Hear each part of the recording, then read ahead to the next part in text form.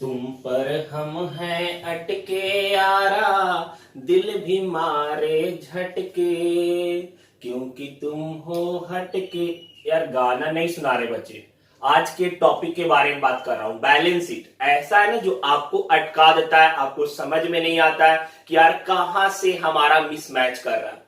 आज मैं आपका क्लास 11 अकाउंटेंसी का नया चैप्टर चालू करने जा रहा हूं। चैप्टर आपका 5 अकाउंटिंग इक्वेशन। अकाउंटिंग इक्वेशन बहुत ज्यादा इंपॉर्टेंट है आपके 11th के लिए बच्चे। समझ में आया? और अच्छे तरीके से एकदम पूरा कॉन्सेप्चुअल समझाऊंगा। देखिएगा। चलते टॉपिक की तरफ। हाँ बच्चे, इक्वेशन को बनाने से पहले बैलेंस शीट को जानना बहुत ज्यादा जरूरी है। यार अगर आप इक्वेशन सॉल्व कर रहे हैं ना, तो सबसे पहले आपके लिए प्रियोरिटी है कि आप बैलेंस शीट को अच्छे से जान ले। बैलेंस शीट क्या होता है, क्यों बनाया जाता है, क्या काम करता है। देखिए बच्चों, बात करें बैलेंस शीट के बारे में, तो कोई भी बिजनेस, यार छोटा बिजनेस हो बड़ा बिजनेस हो, बैलेंस शीट किसी भी बिजनेस के फाइनेंशियल इंफॉर्मेशन को रिप्रेजेंट करता है। बिजनेस का फाइनेंशियल स्टेटस क्या है, पोजीशन क्या है, उसके पास संपत्ति क्या है, उसके पास कितना लाइबिलिटीज है। क्लियर? तो उस सब का इंफॉर्मेशन बैलेंस शीट में मिलता है। अब एक बात बता रहे, बैलेंस शीट क्यों बनाया था। देखिए यार, हर एक बिजनेस को ना यार यह जानना जरूरी है कि हमारा बिजनेस का पोजीशन क्या है, करेंट में बिजनेस में कितने एसेट्स है, क्या क्या लाइबिलिटीज है। तो उन सबके जानकारी के लिए बैलेंस शीट तैयार किया था। तीसरा, यार यूजर ना, अगर कोई भी इन्वेस्टर है, कोई भी अगर यूजर है, तो वह बिजनेस के बारे में, बिजनेस का क्या पोजीशन है, वह बैलेंस शीट देख करके भी परफॉर्म बता सकता है, जान सकता है। बैलेंस शीट देख करके वह एज्यूम कर सकता है यार बिजनेस का ऐसा पोजीशन होगा, या वैल्यू ऑफ बिजनेस है। क्लियर? तो यह इसलिए बैलेंस शीट का जानना बहुत ज्यादा जरूरी था। अब सुनिए बच्चे, देखिए अकाउंटिंग इक्वेशन क्या होता है। अकाउंटिंग इक्वेशन ना एक प्रकार का मैथमेटिकल कैलकुलेशन है, जो यह बोलता है कि अगर हम अपने बुक्स ऑफ अकाउंट में किसी भी टाइप के ट्रांजैक्शन को करते हैं, कोई भी ट्रांजैक्शन अगर हमारा होता है, तो उसका इंपैक्ट कुछ भी पड़े, क्लियर, हमारा एसेट्स और लाइबिलिटीज दोनों हमेशा बराबर रहेंगे। दोनों एसेट और लाइबिलिटी क्या रहेंगे, बराबर रहेंगे। सपोज दैट बात करते हैं बच्चे, यहां पे एक बोला क्या जी कि एक बिजनेस था, एक्स, मिस्टर एक्स था, जो 1 लाख का कैपिटल लगाया। 1 लाख का क्या लगाया, कैपिटल। इसका क्या इंपैक्ट पड़ा होगा, उसके बिजनेस में कैश नाम का एसेट बढ़ गया होगा, कितना, 1 लाख का। ठीक है, और बिजनेस में कैपिटल भी हो गया होगा, कितना, 1 लाख। कैपिटल लाइबिलिटीज होता है क्योंकि वह बिजनेसमैन का होता है। नहीं देखे वीडियो, प्रीवियस वीडियो देखिए, कॉन्सेप्ट वाला, accounting concept, business entity concept वाला। तो कैपिटल लाइबिलिटी होता है। अब देखिए यहां भी यह 1 लाख हो रहा है बच्चे, और यहां भी कितना हो रहा है, 1 लाख हो रहा है ना। अब समझिए, अगर हम कोई और ट्रांजैक्शन भी करेंगे ना, तो उसका इंपैक्ट कुछ भी पड़े कैलकुलेशन, उसके इंपैक्ट से हमारा बैलेंस शीट कभी भी मतलब बराबर, ऐसा नहीं होगा कि मतलब उधर कुछ और इधर कुछ हो जाएगा, बराबर ही रहेगा। जैसे सपोज दैट मशीनरी परचेज किया बिजनेस के लिए 30,000 का, 30,000 का मशीनरी खरीद लिया। अब क्या हुआ, हमारा कैश गया होगा जब हम मशीनरी खरीदे, तो बिजनेस में पहले 1 लाख का कैश था, 30,000 का मशीनरी खरीद लिया, तो बिजनेस में कैश कितना हो गया, 70,000, और एक नया एसेट आ गया जिसका नाम था मशीनरी, 30,000 का। देखिए अभी भी आपका बैलेंस शीट क्या है, बराबर है। क्लियर? और डुअल एस्पेक्ट कॉन्सेप्ट बताया था क्या कि जब भी हम बिजनेस ट्रांजैक्शन करते हैं, उसका इंपैक्ट 2 जगह पड़ता है। उसका इंपैक्ट कितने जगह पड़ता है बच्चे, 2 जगह पड़ता है। और उस इंपैक्ट के कारण से होने वाला जो भी इवेंट होता है, हमारा बैलेंस शीट ऑलवेज इक्वल रहेगा। बैलेंस शीट हमारा क्या रहेगा, इक्वल। अब बैलेंस शीट नहीं ना मिला बच्चे, तो पता है, मान के चले कि आपका बनाया हुआ प्रॉब्लम जो है वह सारा गलत है, आप सही नहीं बना रहे। ठीक है, बैलेंस शीट मिल गया और उसका गजब का खुशी आपको हो गया, बैलेंस शीट मिला दी। ठीक है, चलिए देखिएगा, एक क्वेश्चन मैं सॉल्व करके दिखाता हूं अकाउंटिंग इक्वेशन का। ध्यान दीजिएगा, ध्यान दीजिएगा। यहां पे हमने एक आपका ट्रांजैक्शन लिखा। देखिए यहां पे मैंने लिखा कुछ ट्रांजैक्शन। एक नया बिजनेसमैन अपना बिजनेस स्टार्ट किया था कैश से, 30,000 से। फर्नीचर परचेज किया 3,000 का। गुड्स परचेज किया, गुड्स मतलब स्टॉक, अब सामान दिया, बिजनेस करा तो बेचने के लिए सामान स्टॉक लाएगा ना, तो वह 7,000 का। गुड्स परचेज किया उधार में 5,000 और बैंक में जमा किया 1,000। अब इतना सारा ट्रांजैक्शन हम कर रहे हैं तो अकाउंटिंग इक्वेशन बताता है, एक मैथमेटिकल कैलकुलेशन होता है, बोलता है यार हम कोई भी ट्रांजैक्शन करें हमारा यहाँ पे एसेट्स बराबर लाइबिलिटीज होता है।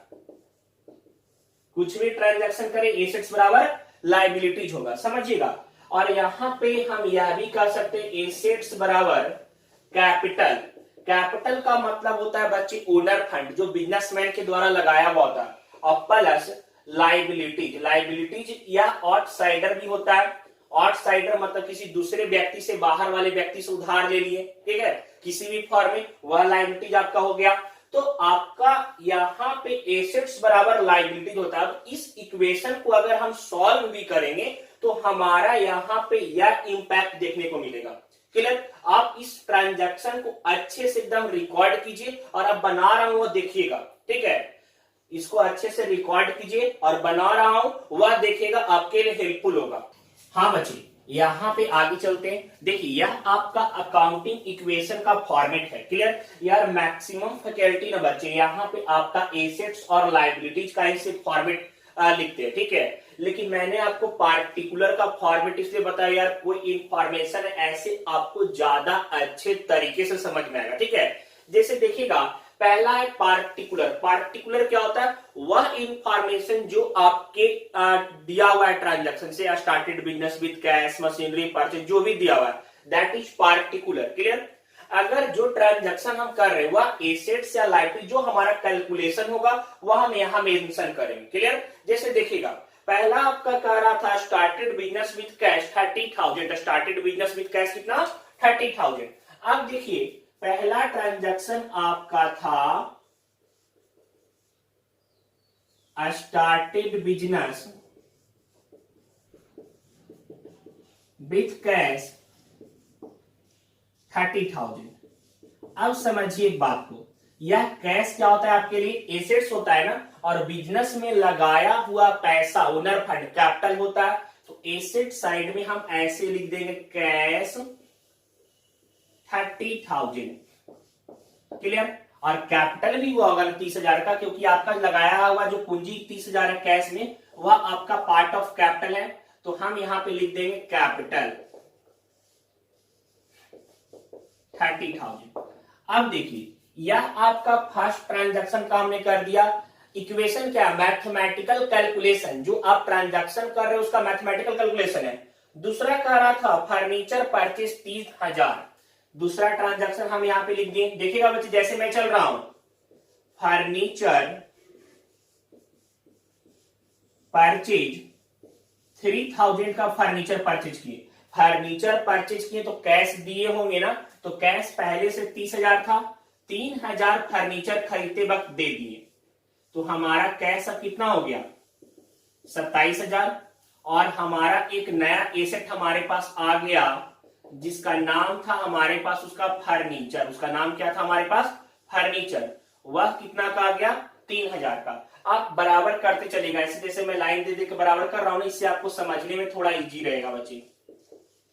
क्लियर?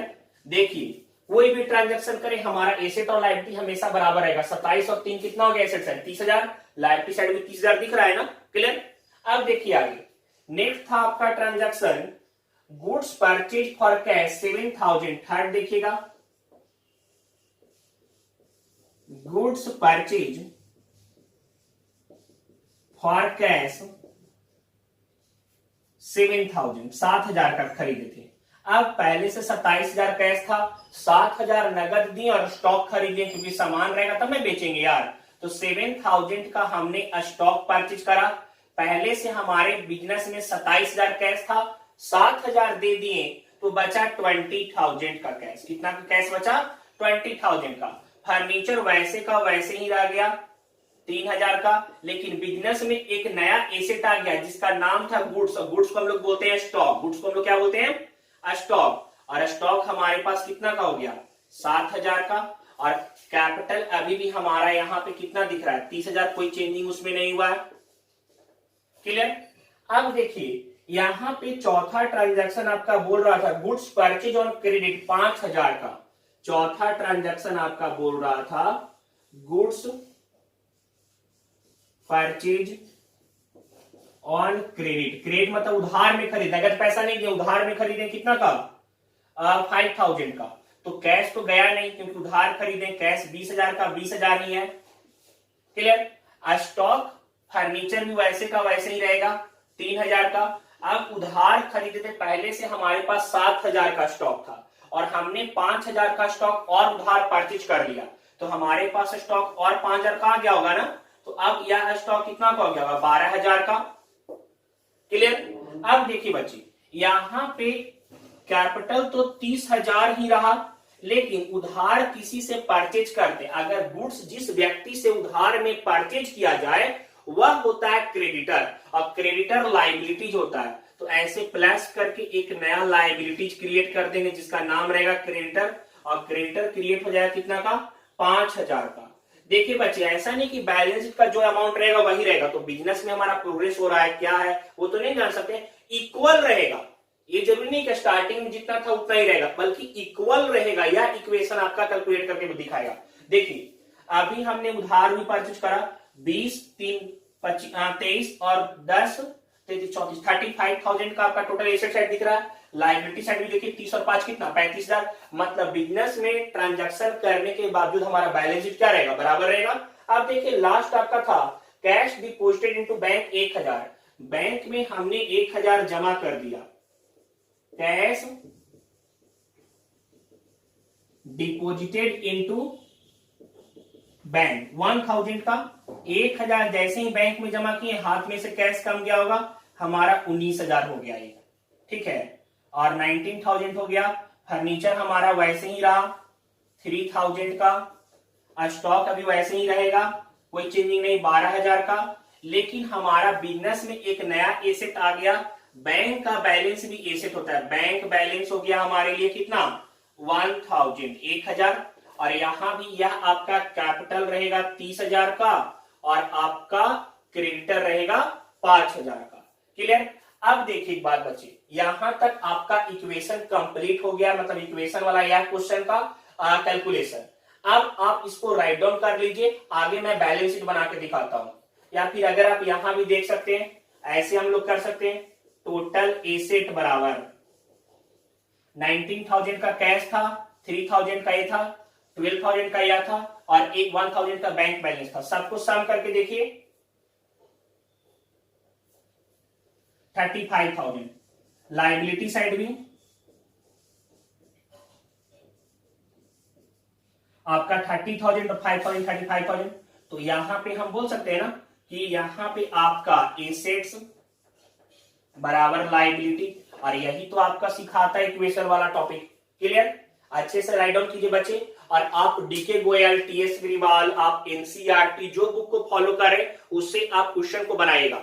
एक चीज और यार रिक्वेस्ट है बच्चे, देखिए अगर आपको हमारा पढ़ाया हुआ वीडियो अच्छा लग रहा है तो काइंडली आपके कांटेक्ट में जो भी फ्रेंड होंगे उन तक चैनल को शेयर कर दीजिए।